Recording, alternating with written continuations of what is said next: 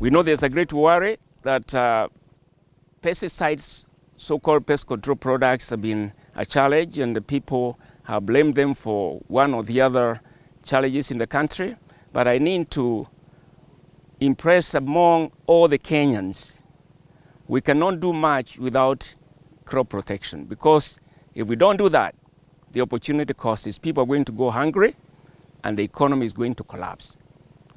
Today we came over here in Mwaja to look at what the farmers are doing and what challenges they are facing in the production of various crops, including livestock.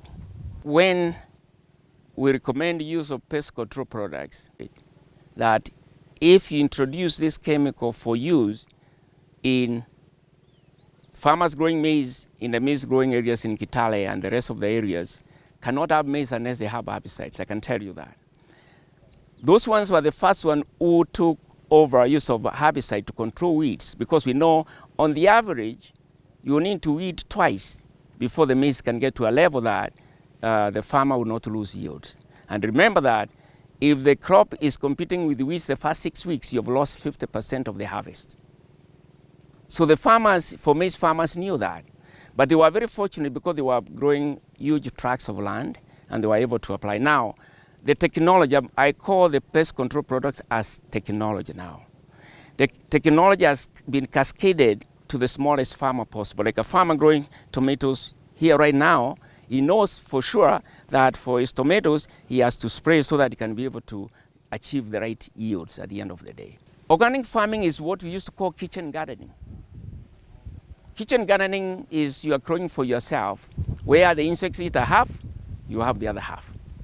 But I can tell you it's a tall order to take that produce to that market, because the people in the market look at the aesthetic value, they look at the physical features, because if they see a tomato like this, which has got a hole in it, they will not leave it behind, nobody will touch it.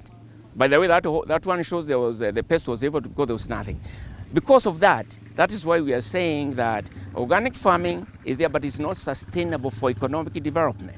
We must look at those two aspects seriously. It is nice to talk about it, but it cannot give food on the table. It cannot feed 50 million Kenyans, period. And I wait to be corrected at some point. But we know if you want to have your kitchen garden, be it. It's very good.